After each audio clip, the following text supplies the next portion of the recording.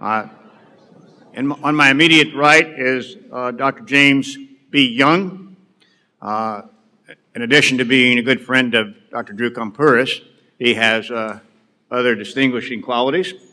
He is a professor of medicine and the executive dean at the Cleveland Clinic Lerner College of Medicine. And I bet there's no one here that doesn't know that the Cleveland Clinic is a world-renowned clinic. Next to Dr. Young is Schroeder Stribling.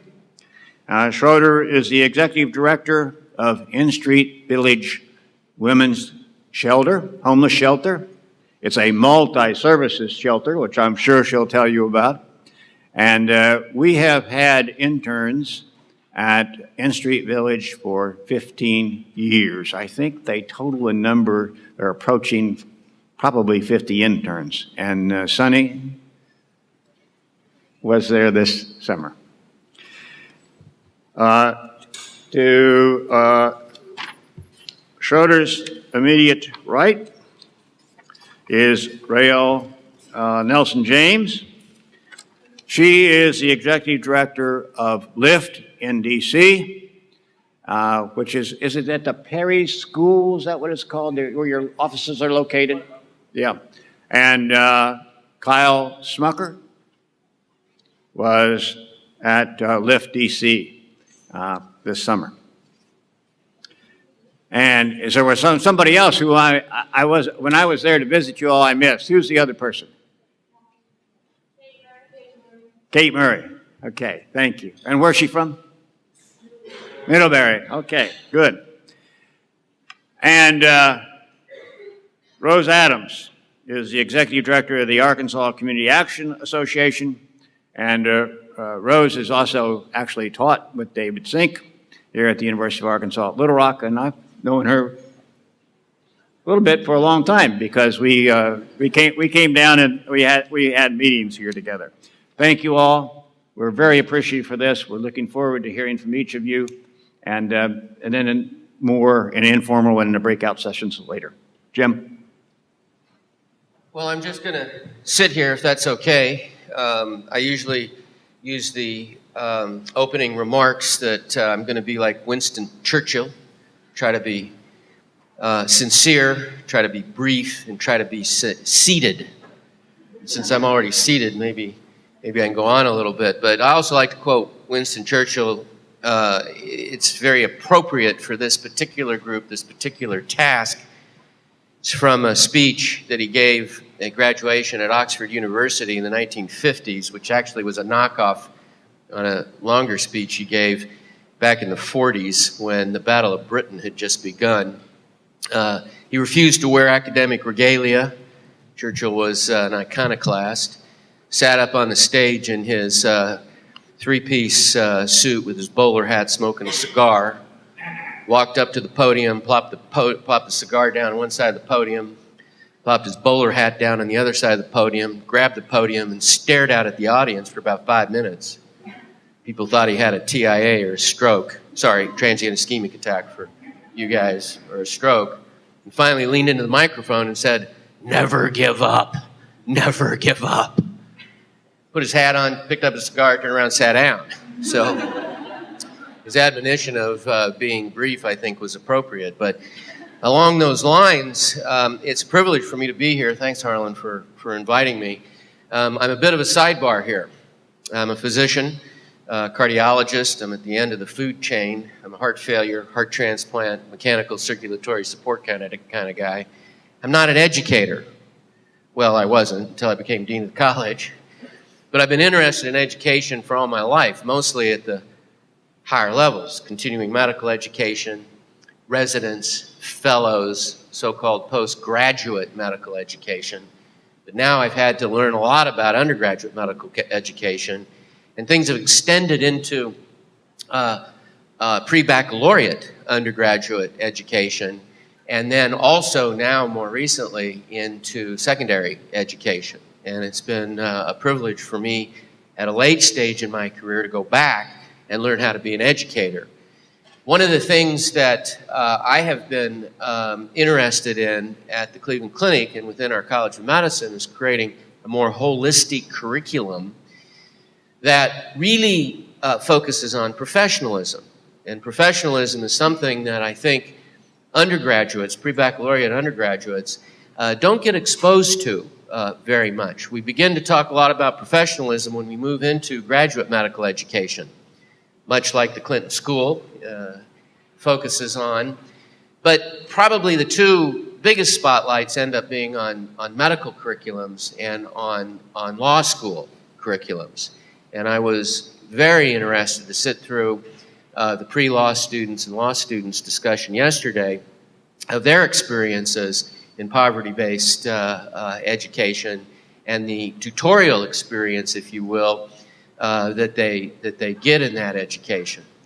And so I think what you need to know as mostly undergraduate pre-baccalaureate students is that professionalism is something to incorporate into the curricular activities of your educational experience. It's done at the Clinton School, it's done in law schools for the most part, it's done in medical schools, not to the degree that it needs to be done. So one of the things that I wanted to talk a little bit about, since I anticipate that many of you are going to be applying to medical schools, how many are either interested in, committed to, or know that they are going to want to become physicians? Yeah, there's a good number in the audience. How many, the same thing, are going to go into the profession of law? Isn't that interesting? It's almost an equal number. How many the profession of nursing? A few, okay. How many of you want to get an MBA? All right. So the spread is pretty much what I had anticipated. Now, with reference to the experiential activities that you have all had in doing your internships, the etymology of which is fascinating to me because, of course, it comes from medical internships, which emerges from house staff training, which we don't really do anymore because in the olden days, what house staff meant was that you lived in the house, and the house wasn't really where you lived, it was the hospital. So the experiential training that occurred in these kinds of environments was a Conrad Lorenz quacking geese. Do geese quack? I suppose so. Imprinting in terms of what is professional behavior and what is unprofessional behavior.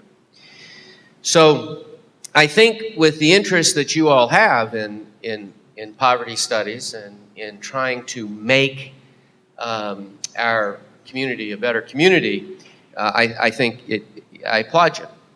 Now, with respect to medical pedagogy and medical curriculums, the history of the evolution is really only about 100 years old in many senses. Of course, we've been training docs, for millennia.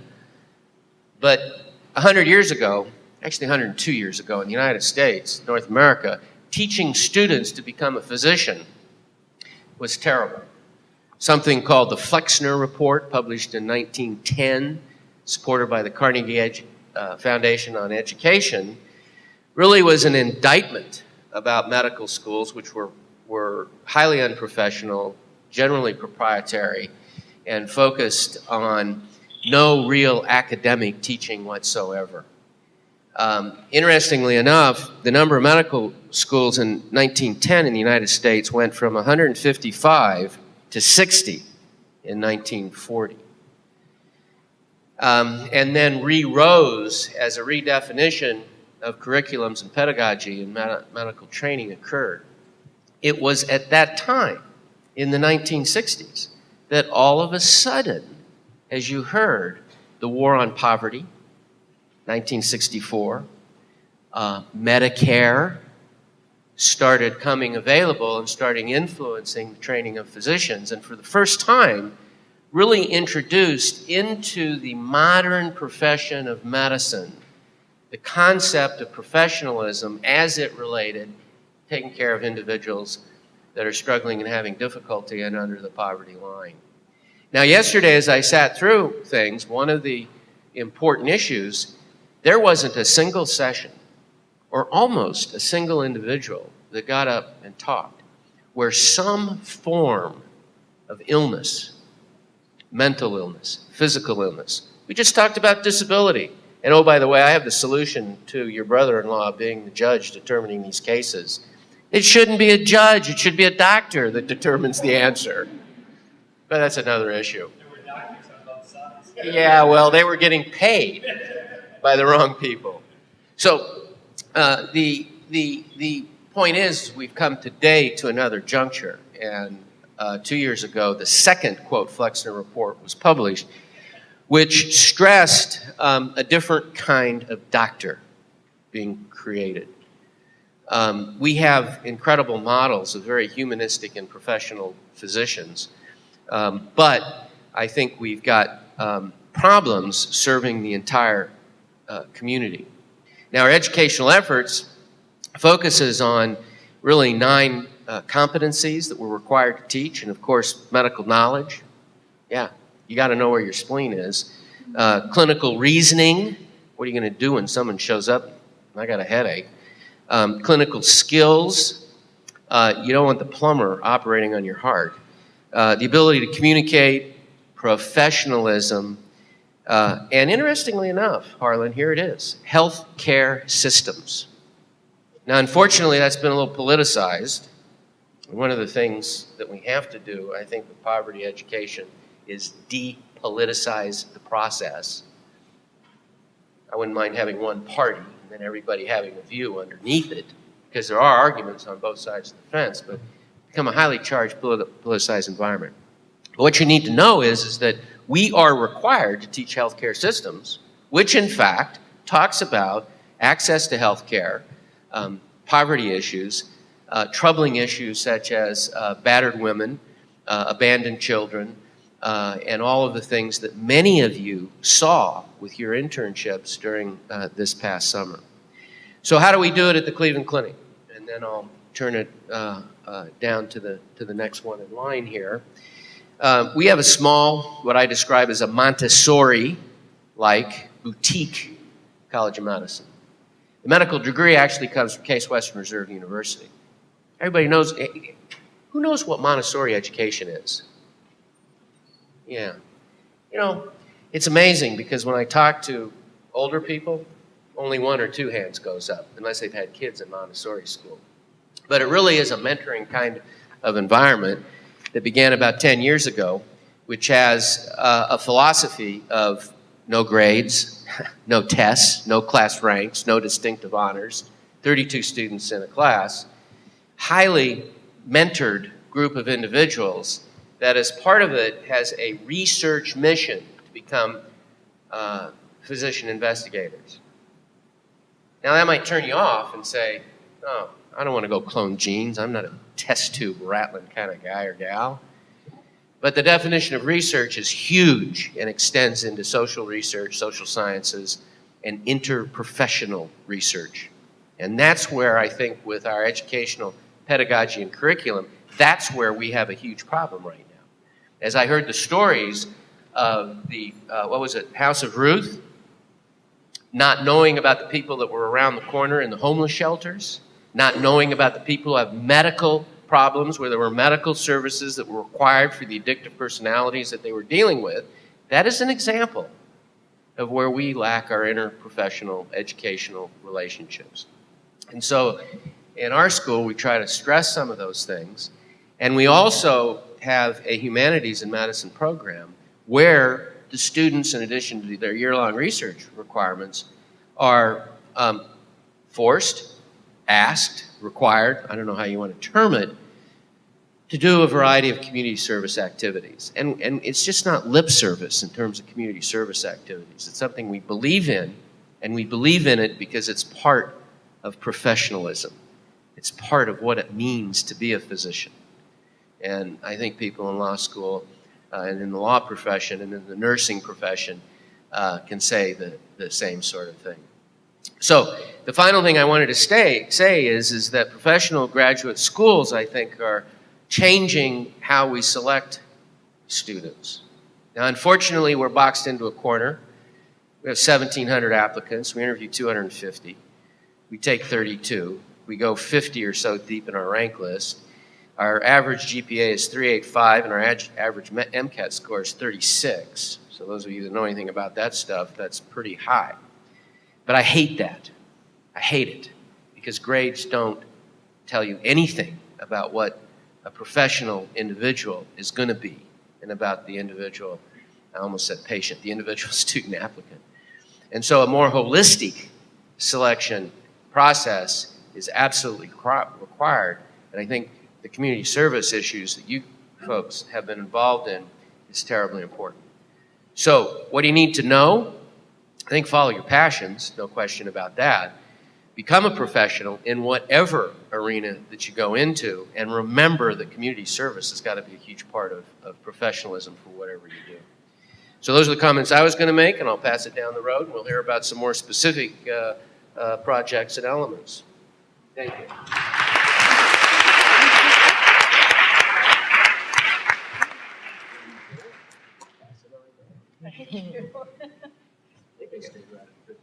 Yes, I think you did. Hello again. My name is Schroeder Stribling, and I'm the executive director at N Street Village, which is a nonprofit organization in Washington, D.C., and I'm very grateful to be here today. Grateful to Harlan for the invitation. And we have had, as he said, a long-standing relationship with the Shepherd Consortium, and we are I am in great admiration of its purposes and activities, and it's also been a wonderful benefit to my organization, so it's a pleasure to be here today. My hope in the next 15 minutes is to describe to you a little bit about the work that we do at my organization.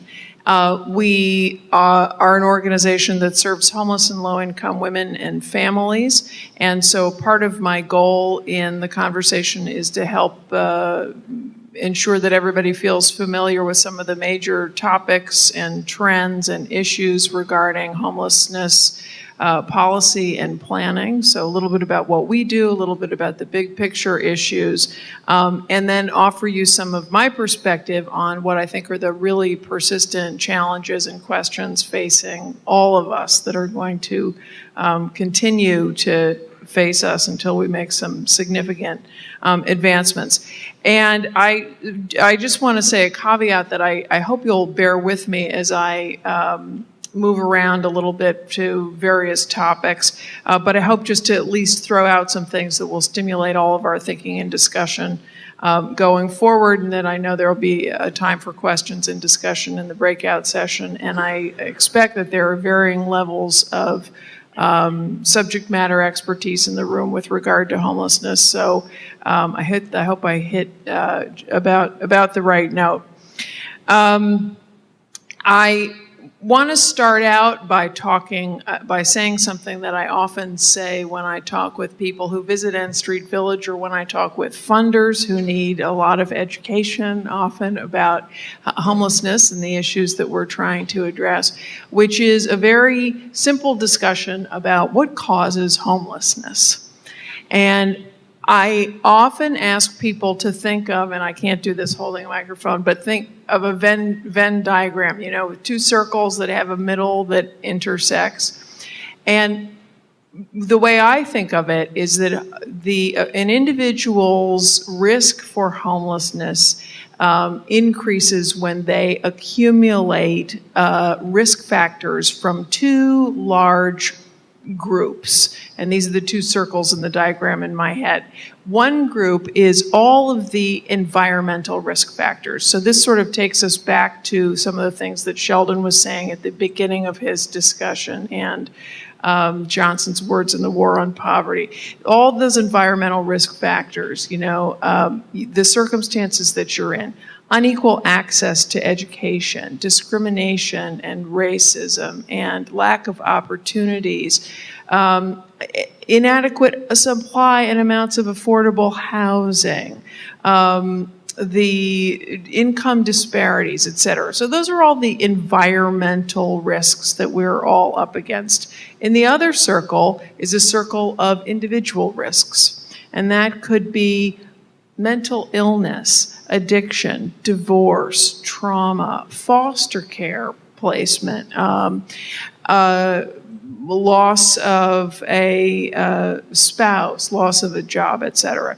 So the more of these things that people accumulate or have, the more individual risks that you accumulate, and these are playing out against the stage of the environmental risks that you live in, depending on your particular circumstances, the greater somebody's likelihood for homelessness. And that's how I think of it, and it's often how I discuss it with people who come and to visit us, or when we talk about homelessness from N Street Village's perspective. I want to say that I was very fascinated by your talk this morning, Sheldon, and it made me think of lots of different things. And throughout what I have to say, I want to offer you a couple of ideas about things to read, or et cetera. But in particular, it made me think about an article that I read, and maybe some of you did too, that you may want to go back and look at it, which was from the New York Times in February of 2012, called "Homeless Families Cloaked in Normality." And this is a really wonderful refutation of the position that Sheldon talked about, that's sort of the moral position that the poor are irresponsible and they're not taking advantage of opportunities, et cetera. This article follows a homeless mother and her children. She is working. She is clearly motivated beyond what many of us might be willing to do to get by under such extraordinary circumstances. And it follows her and her children through the day. It also is a very telling example of all of the systemic obstacles that we face, and is a real indictment of our lack of coordination, even those of us who are in private or public sector work that is intended to support people in poverty and in homelessness. So I recommend that to you. Also, in discussion of the working poor, the talk this morning made me think about Barbara Ehrenreich's Nickel and Dimed, and if you haven't read it, it's absolutely must-read material and very hard to put down once you start it. So let me tell you a little bit about my organization.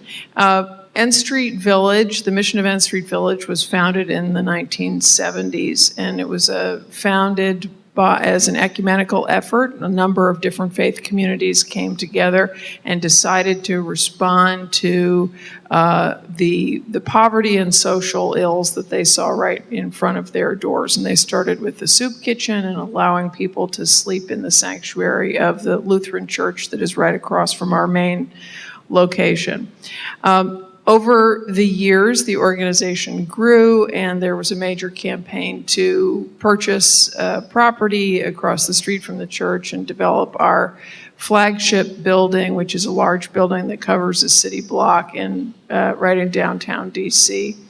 And early on, the decision was made to focus on women, and that is still the focus. We serve homeless and low-income women. We also do serve some low-income families with affordable housing, but by and large, the majority of the work we do is with women who have very special needs, and we're able to better target our programs and our interventions to meet their particular needs.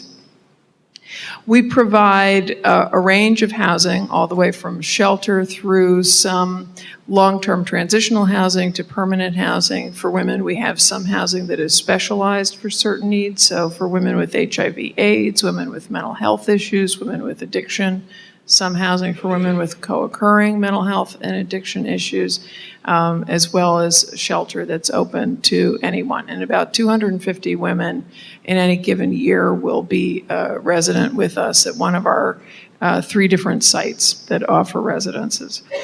We also have a full continuum of supportive services that start all the way from a day center that is open every day of the year that provides the basics and crisis care, everything from meals, clothing, laundries, a bathroom, a shower, activities, basic needs for people, a place to use the address so you can have somewhere to receive mail, some place to use a telephone, etc. And I always like to say that we really think this is often the first point of entry for somebody coming to N Street Village. And so we feel that a primary focus of that program really is hospitality. That is really our greatest opportunity to welcome someone and to start to build some rapport and a relationship. And we have a very strong part of the culture of our organization is the idea, the premise that any success that we have as an organization, the health of our organization and the impact that we're able to have in meeting our mission is all going to be founded on relationships and our ability to establish supportive and healthy and positive relationships with the people that we serve and even among our staff. We have grown a lot over the last year. We've grown from 1 to 3 sites. There's a lot that we could talk about in terms of what's happening in the nonprofit sector. I'm going to leave that to the side, and if people want to talk about that later, I'd be happy to. But we really have adopted a growth plan that seems paradoxical in a time where our resources are really threatened, but the need is really growing, and we felt that we were willing to take on the risk of some creative strategies to try to grow. So we've grown a lot over this past year. To say a little bit, a couple of other things about sort of who we are as an organization. So we've got a big focus on community. As I mentioned, that's sort of an extension of this issue of relationships. And one of the things, this is another echo back to Sheldon's talk this morning, one of the things that we do in the service of community. Oh, I didn't mention our supportive service spectrum has a day center. We also have an education and an employment center and a large health and wellness center with everything from primary care to lots of complementary and holistic care offerings and case management that sort of ties it all together. We have a lot of peer leadership opportunities, and we focus on encouraging the leadership from the people that we serve. We also have a client volunteer program which enables women who want to volunteer at our organization to take on different job roles. And they do that through our employment program. So it's a sort of starting point in our employment program. So somebody might work as a receptionist or help with the volunteer and in-kind program or work in the kitchen, or they might be part of our speakers bureau, all volunteer. When we first started that program, we saw it as a pre-employment opportunity, great way for somebody to put something on their resume, get some experience, get a reference as they're going to be looking for a job. But it was very quickly apparent that the far greater value was that this offered people an opportunity to have a meaningful role in the life of this community. And we all know, because that's why we do what we do, how important that is. And there were more women who wanted volunteer jobs than we had available. So we are continually developing volunteer jobs across our organization, which account for about 3 full-time people every year if you put all of those hours together. So it's again, it refutes this idea that that anybody's lacking motivation or personal responsibility. We also focus a lot on the fact that we have our continuum. We think is important so that people can track into the various needs that they have, whether it's for mental health or addiction or some other things. And we focus a lot on evaluation and outcomes. What time did I start here? You've got about 2 minutes left. Oh my Lord. Okay, so what? I'm going to skip forward to not tell you a lot of things that you probably already know about the environment and the challenges, but I'm just going to mention a few things that I think are the really big trends and questions around homelessness policy and planning. And I'm a member of our DC Interagency Council on Homelessness. There is a National Interagency Council on Homelessness. I would encourage you, wherever you live, find out if your jurisdiction has one and whether you have a 10-year plan, or some places like New York have a 5-year plan to end homelessness or end chronic homelessness in their area. This is an interesting, questionably effective, but an interesting way trend that communities have been adopting. There is a big movement toward housing first. Some of you may have heard this, and essentially this, in my own mind, has been sort of a moral shift in the way we do homeless policy and planning, from the idea that we want to ask people to meet certain qualifying characteristics before we give them housing. Get sober first, get a job first, get on medication first, and then we'll give you housing.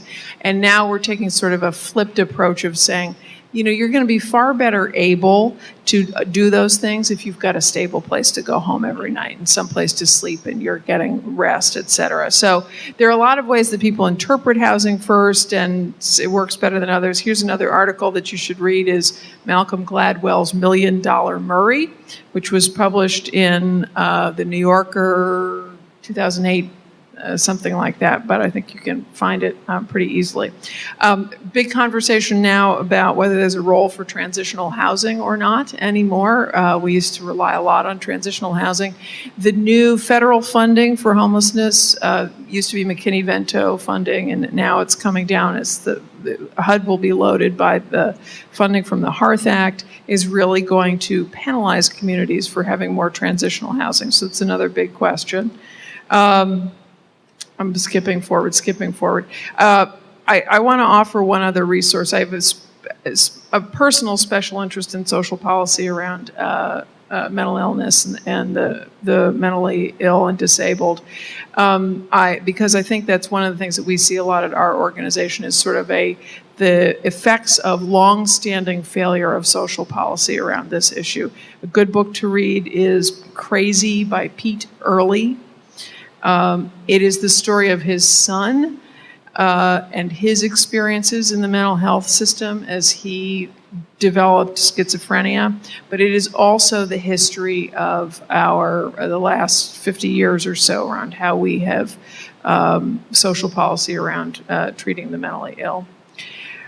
I'm going to stop there so as not to go over my time, and we can talk more in the other sessions. Thank you.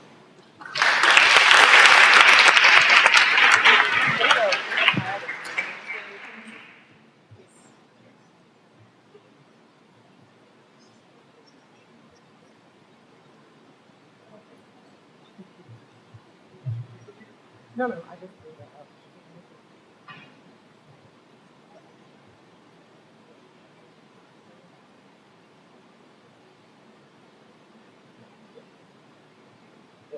All right, I'm going to start off.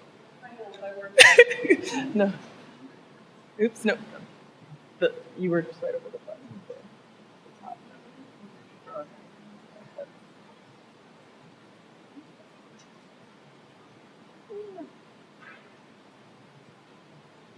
All right, we're going to call that good. All right. Hi, everyone. Sorry about that. So I'm going to get to that, which is actually the end of what I have to say. But I just want to echo thanks to everyone for having me here. I'm excited to be in Arkansas. Actually, in a previous life, 2 jobs ago, used to run an interracial, intercultural dialogue program for high school students, where I took about 30 17-year-olds on a freedom ride from DC through the South and ending in Memphis. But for 5.5 years of doing that, and about 6 journeys on a sweltering bus with these kids, never made it here. So this is like, I feel like a sense of something coming to fruition being here, because this was the one stop on sort of that freedom trail that I'd never been. So also had some experience with the heat when I got off the plane yesterday. I was like, oh, this is so familiar to Julys of days past. But anyway, that experience is very relevant to the work that I do now, in that the focus of that program and the reason why civil rights education was so important, and I believe still so important to teach young people, is because it really is the largest movement for social change in this country, and it's youth-led. I mean, we think about the sit-ins in Greensboro, those A&T students are, freshmen, leading what becomes a nationwide movement. And at Lyft, we know something about that too. I'm going to get to our point of view, but I just thought that it's a really big part of why I Lyft, as we say, and why I continue to work in the nonprofit sector. I was actually in that same program when I was 17, and remember having this aha moment about what's the next frontier in our civil rights movement. We think about civil rights movement with the capital C, capital R, but when we think about civil rights with the lowercase letters, where do we still have work to do? And it's in this arena of equality and social mobility where I still feel us right back in the 1960s in some ways. So anyway, Lyft's was founded in 1998 by 2 Yale University students who were sophomores. This is very much in the late night dorm room brainstorm arena of organizational founding stories. And we've been around since then and have grown from being a really small, the small idea of two kids really, to being a nationwide nonprofit. We're in 6 cities, and what we do is run resource centers that are staffed by trained volunteer advocates, the vast majority of whom are university students, undergraduate students, who work one-on-one with low-income individuals and families to help them find jobs, access safe and stable housing, get connected to tax credits, and also referral resources in the community. So Schroeder here is another nonprofit in DC that we work with, and really just try to be a hub for what can be a very fragmented social service system for so many people. I mean, I don't know that I could navigate it myself, and I don't have a lot of the stresses that our clients come into our offices feeling. And so often the system is fragmented, that individuals' needs are treated independent from one another, and they're served without their families or without regard to their families. And also I find that our clients come in and let us know that it's based on a false perception that the poor need something different than what the rest of us need. And so when I'm in crisis, when I feel like I'm having that shaky ground moment, when I feel, oh my gosh, I have no idea what the first step in this huge problem is, I lean on the same kind of resources that everybody needs. I have my family, I have a network of friends who are well-connected, well-educated, well-resourced themselves. And when I can't find that stuff, you know what I do? I pay for someone to help me. I outsource things that are too much on my plate. And I'm able to do that because I have the economic ability to do that. But what would happen if those things were slowly stripped away? My family, the economic resources, that internal motivation to know things will get better because they've been better before. All of those factors that I think have been so essential probably in everyone in this room's life in thinking about what makes you a successful human being, what makes you feel like you can take on a challenge. So Lyft actually is right in the first year of a 5-year growth plan where we are looking to prove a hypothesis of what we've noticed in our offices over the years. And that hypothesis is if clients receive support on internal and community dimensions, they will accelerate their economic gains and ultimately sustain them over time.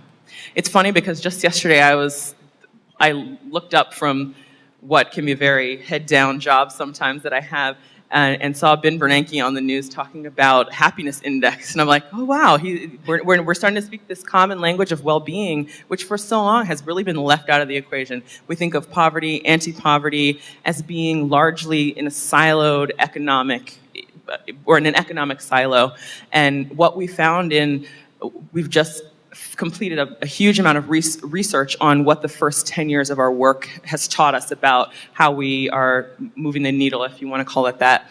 And what we really found is the 10% of our clients, so analyzed about 20,000 client records, in the 10% of our clients who experienced the most long-lasting economic achievement, self-reported to us that they felt supported by their volunteer advocate in other ways.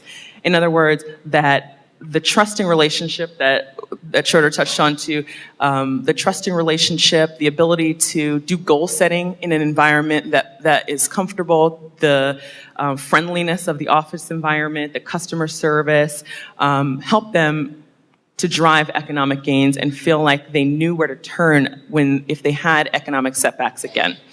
And you know, a lot of what I do is fundraising, just to be completely honest, is a lot of what the ED role is. And you know, it's been a challenge sometimes to go in and talk to a funder about what they really consider to be soft stuff, right? So we treat folks with dignity and respect. We believe in a client-led process. We believe in a strengths-based model. They're like, yeah, but how many jobs have people gotten? I want to know that bottom line. How many jobs have people gotten? How many people have you helped move into permanent housing? And I don't mean to discount those things or say those things aren't important, but what I do want to say is that when we think about well-being and this study of well-being, that those things are so interconnected that it's impossible to disentangle them and to talk about them separately. And so we, over the course of the next 5 years, are seeking to prove that the 3 dimensions that all of us are supported against are what drives economic success. And so we're just in the first year of this, and so this is like, you guys are getting to hear some of the preview language that we're all learning to speak as one organization. So a strong, trusting relationship. So 20,000 client records from the last 3 years demonstrated that more meetings correlate to increased economic gains. So the stronger the client's relationship with Lyft is, the more economic gains they achieve. Engaging all 3 dimensions is critical. Several dozen clients who achieved at least one transformational outcome also reported explicit advocate support on internal and community dimensions. And the field of poverty alleviation is shifting to a multidimensional approach. So a UK-based study demonstrates a correlation between persistence in employment, housing, and health outcomes when people feel like they have support versus when they feel isolated. So in many ways, the US is sort of lagging behind in this well-being index work. And so we actually have recently engaged a man named David Bombright from Keystone Accountability out of London to actually help us look externally at our model and how we are impacting folks' lives. But just to bring us back to the beginning, at the core of all of these big ideas and the ways that we hope to impact the sector more generally is this one-on-one relationship.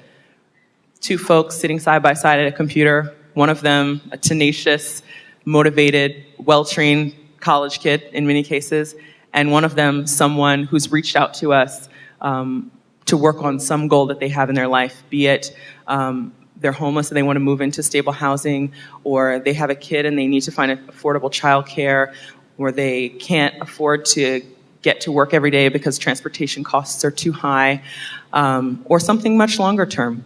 And that one-on-one relationship will always be the core of Lyft's model and really what I believe in so much about the work. How did I do on time? Better than you. Good.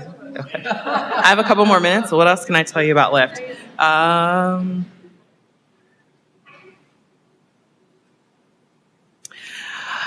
not sure. I think I'll wait for questions. There.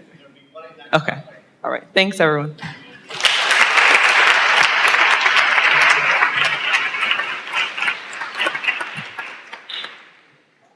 Well, good morning, and thank you for allowing me to be a part of this panel. I want to issue a disclaimer, first of all, and that is while I represent the Arkansas Community Action Agency Association and teach with David Sink in the Poverty Studies program at UALR, the views that you are about to hear are not necessarily those of either of those 2 entities, but my own personal opinion. So please indulge me in that. And what I would like to say is going to be rather broad, because particularly for those of you on the faculty who try to put together a syllabus every year and cover everything there is to know about poverty in 1 semester or less, you know that it's terribly multifaceted and that there's a lot of ground to cover. There's a lot of good literature out there, a lot of different opinions to consider.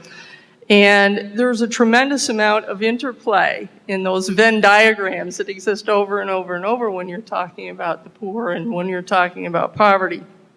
So I'm going to be a bit broad, so please, again, indulge me.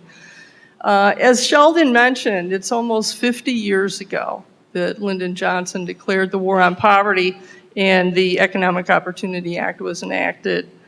And being in community action, which was launched out of the war on poverty, along with a lot of other programs at that time or that sprang out of the war on poverty, such as legal services and Head Start and Manpower and the CETA programs and on and on and on.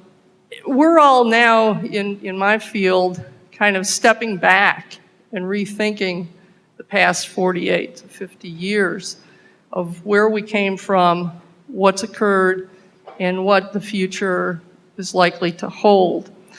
And many of us are approaching retirement rapidly and are looking at the next generation of leaders who are now being educated in our undergraduate, graduate, and professional schools, and thinking, as we thought many, many years ago, that hope springs eternal. And I don't want that to die in you, but we also have to face the fact that we are in that Gilded Age, that there is a tremendous amount of cynicism about our society and about our government in particular. But at the time that community action was launched, there really were three critical aspects. The community action agencies were intended to be that safety net, that infrastructure that would operate at the local community level and help coordinate services, resources, fill gaps, bring people together, and try to solve problems. It was intended to involve the maximum feasible participation of the poor in determining for themselves what could be done to help themselves and their communities and play a role not only in the delivery of basic human needed services, but also in addressing those underlying conditions of poverty in their community and how to have a larger impact.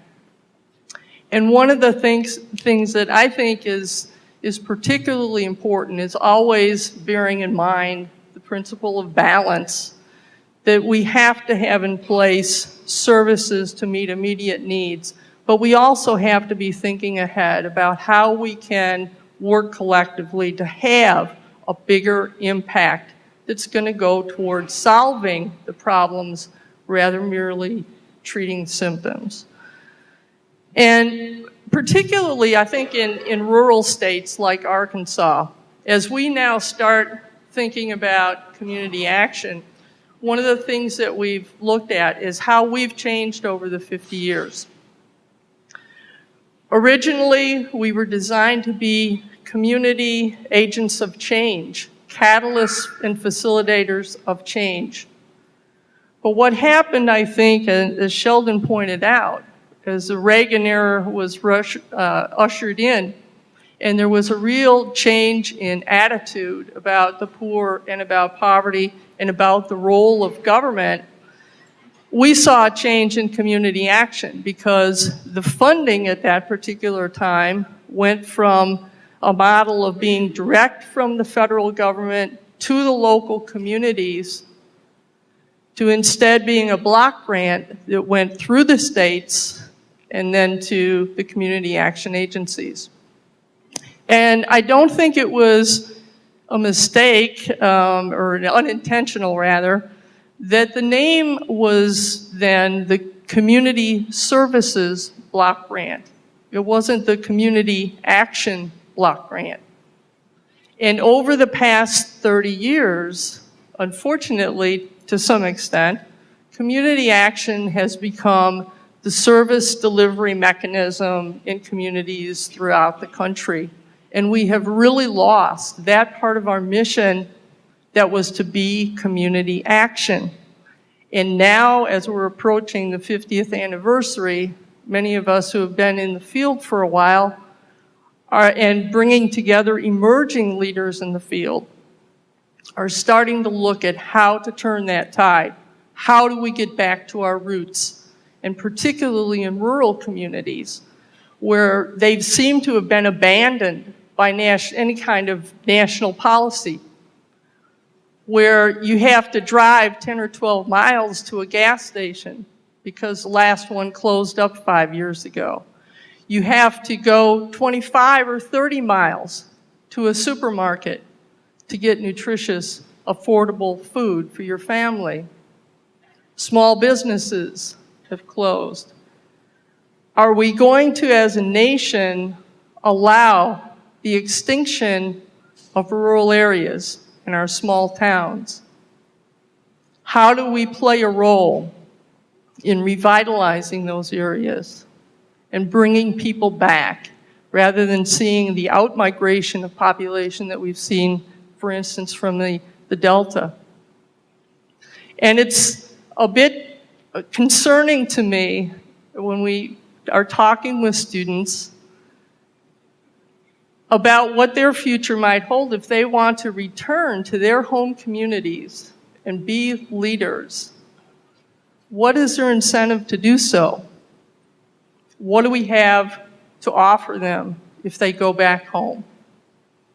Other than the hope and promise that you can make a huge difference in your home community if you just take the chance, stay the course, and hope that others invest in you and your future too. So I started thinking also about the face of poverty and how that has changed over the past 50 years. And I was looking at the Newsweek article from, I think it was February of 1964, in light of the other America and the war on poverty. And it struck me that that article didn't even mention the Delta in terms of poverty. There was a lot about Appalachia and inner cities, but this whole part of our part of the country wasn't even mentioned. That struck me. How have things changed? We obviously didn't have a problem with meth and other substance abuse issues that we have today, at least not to that extent. And what really struck me, Sheldon, was that at that time, the unemployment rate was 5.6%. We'd be jumping for joy today, wouldn't we?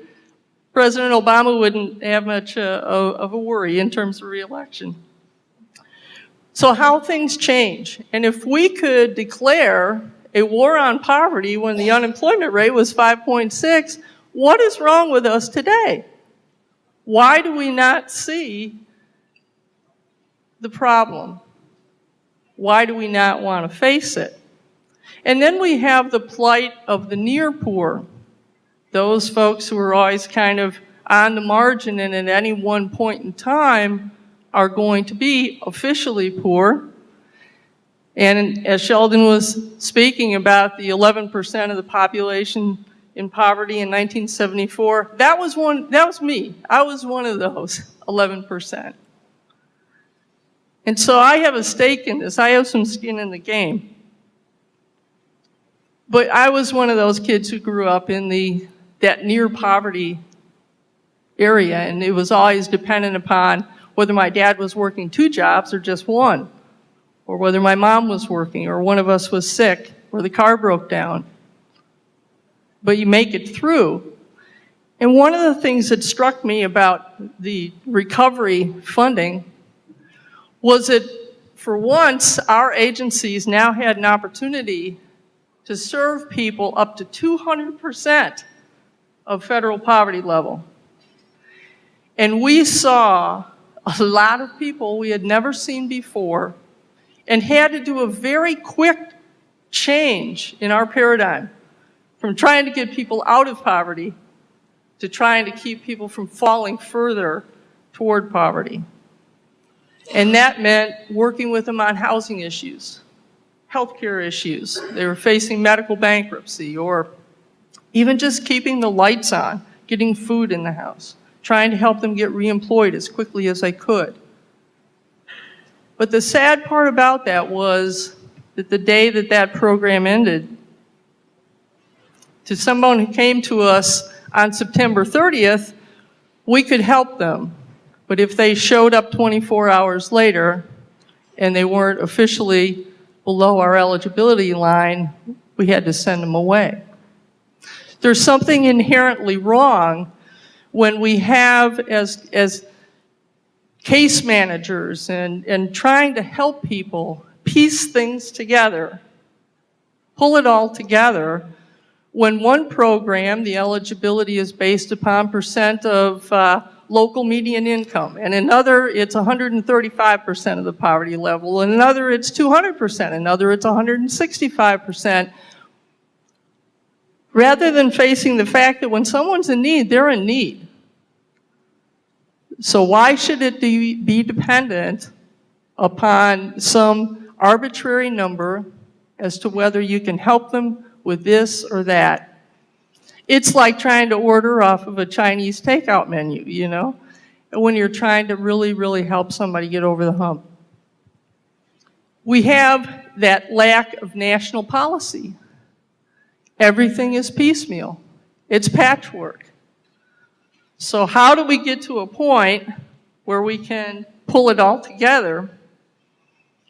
And it strikes me because no matter what issue you're working on, whether it's homelessness, hunger, housing, whatever, everybody is trying to message, trying to find a way to appeal to the public, to legislators, to donors, and not use the P word, poverty, because it doesn't sell. But yet everybody knows about poverty, and it struck me it's sort of like another P word, pornography. Everybody knows what it is when they see it, right? But it's in the eye of the beholder. And that's why we have folks who understand where we are in terms of the inequality. But yet on the other side, we have folks who wonder why we even think we have poverty in America when almost everybody has a cell phone and a microwave. We can't even agree on a definition of poverty in our country. So it's not surprising that we don't have a national policy that's comprehensive and makes sense, and that is balanced between meeting immediate needs and understanding that if you're not in housing, if you don't have an address, if you don't have a place where you can get cleaned up, how on earth, if you don't have a cell phone or a computer to apply online, are you going to get a job?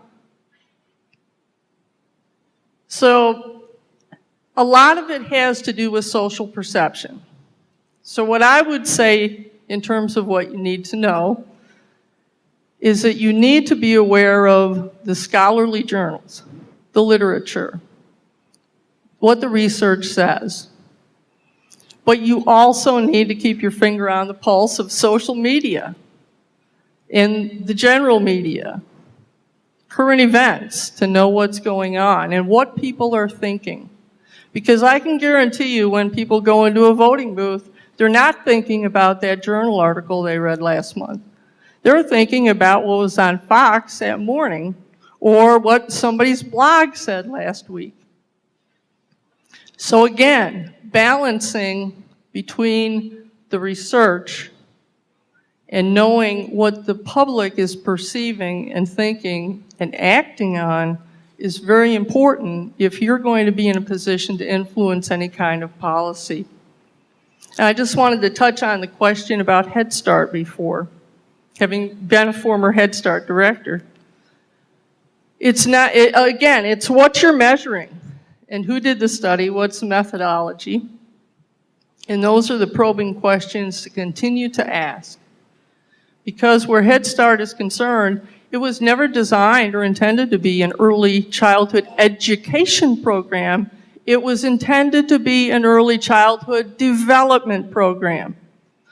And if you're only looking at cognitive, and again, I question some of that finding perhaps, They're not looking at the dental services, healthcare services, family supports, social work services, mental health services, aid to the kids if they're disabled, or diagnosing them early when they're disabled, and all of the attendant things that go along with Head Start.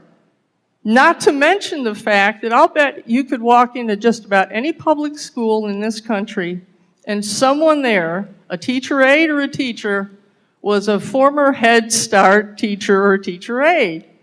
It's been a job training and job enabling program for many of those parents to help get them out of poverty. So keep asking those questions behind the questions.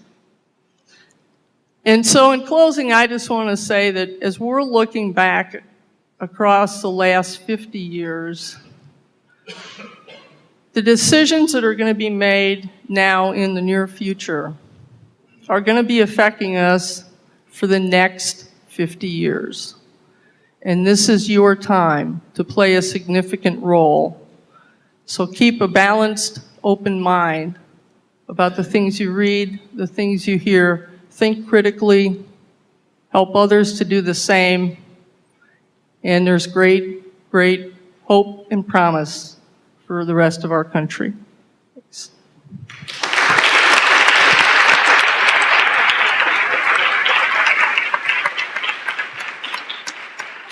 We have a brief time now for people to respond, and we'll have more time for each person later on. Do any of you want to add a reflection as a result of the various conversation? Yeah. Part of it? Jim. I don't want to use a good Texas expression, beat a dead horse, but virtually everybody talks about the underpinnings of health and the liabilities that are incurred by physical, developmental, and mental illnesses, and just re-emphasize the importance of trying to create interdisciplinary platforms that we work from that focus on the social science aspect of things, the healthcare science aspect of things, and then the administrative organizational aspect of things to try to begin to move things forward. We have too many silos that operate independently, and little consensus develops, which creates two major problems. One, a curricular thematic problem, and two, a funding problem. Because the other thing that I see is competing elements for funding. When we have ideas that are going into the Cleveland Foundation, for example, in my own hometown to try to support these initiatives, there are 4 or 5 other people, many similar to who's here at this table, banging at the door asking for the same dollars.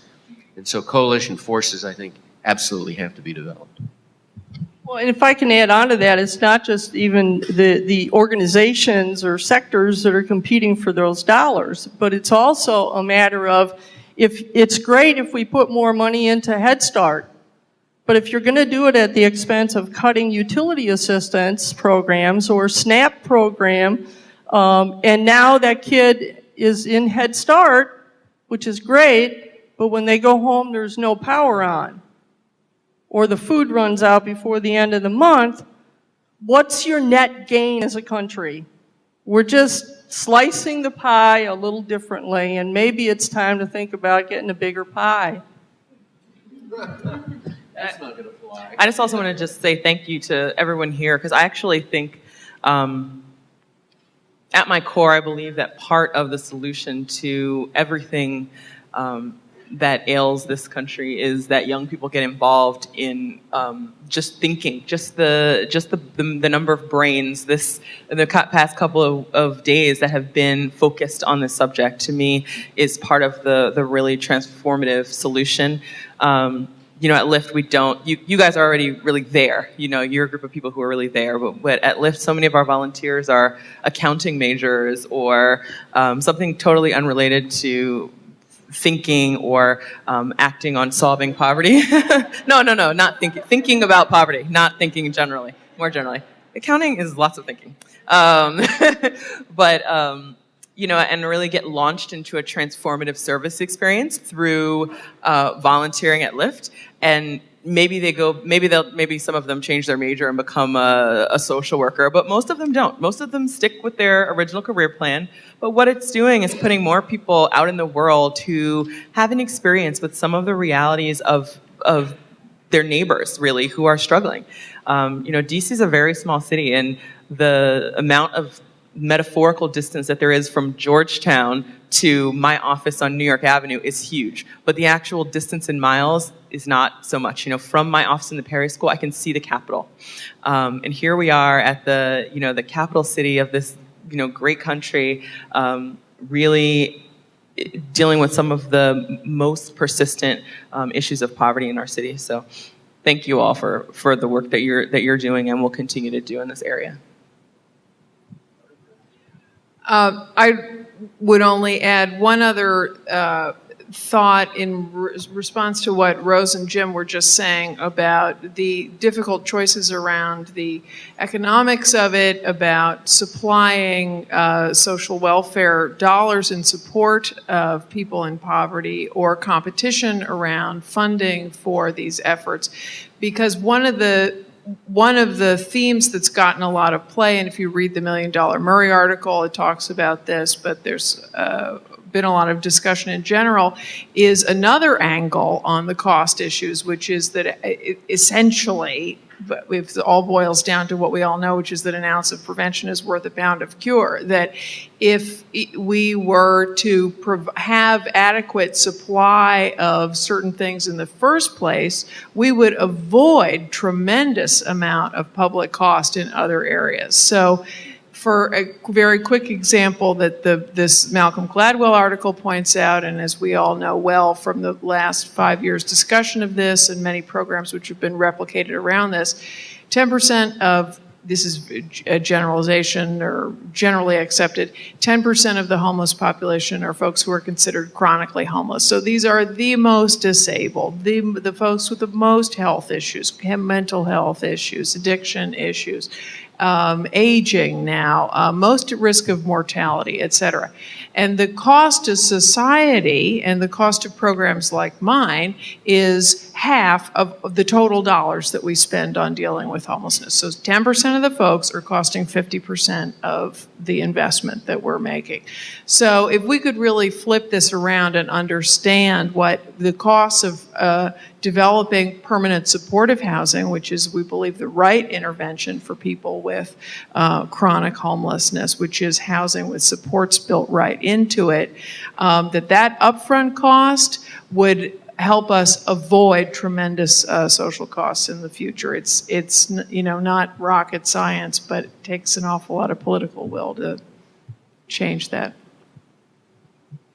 I think what I'm going to do at this point is I'm going to raise two issues, not to discuss now, but I hope these folks can bring up later, and let you bring up your issues later on when we meet in the small group sessions. And I'm sure you won't let these folks rest when they're just around here informally. They can take a time to have a bite to eat, but they can also be talking to you while they're taking a bite to eat. One thing I would like to know from you all as you talk to us informally and in your small group sessions is, what is it that a nonprofit can do that a policy coming from the federal government through an agency can't do? And how is it that that nonprofit depends on government, and how does it depend on government to help you do what you need to do? But there's a long tradition in the U.S., of course, from de Tocqueville forward, about grassroots and bring up civic initiatives. And nonprofits presumably have some advantages over social services offices. And I think that probably includes some educational institutions too, Jim. So that's one question I had. I want to pick up on a theme that Jim brought up too. How do we think about collaboration between health and law, between providing housing and health and law, and so on, in ways that might not just be more money, but might be things that we could do that allowed for that collaboration in such a way that the services we deliver, which have to be, and Rael, you can say it more clearly than you've experienced it, multi-level services. Now, I heard a conversation yesterday between somebody from the House of Ruth and UIR, name escapes me, the lawyer from UIR who was down in that. Yeah, what's your name? And you were saying that you were getting no help with with the police force with regard to distressed and battered, mostly women, I guess. And the House of Ruth is actually working with the Baltimore, Florida, with the Baltimore police force, maybe not entirely successfully. But this struck me at the time. There is some collaboration going on, and there is an example of collaboration that doesn't occur. I would like to hear you guys reflect a little bit about how that collaboration can be improved, and maybe that could also be applied to what our students are doing as interns in future years, okay? So, I want you all to be able to ask lots of questions too, but those two were just burning in my mind, and it'll be something you can respond to us about. Now, Nikolai, first of all, Fran or Wendy, there you are. Where are we going to eat lunch? May I make a few announcements? Yeah. And I want to Thank you make an announcement about the breakout sessions, but maybe you'll do that for me. Okay. Okay.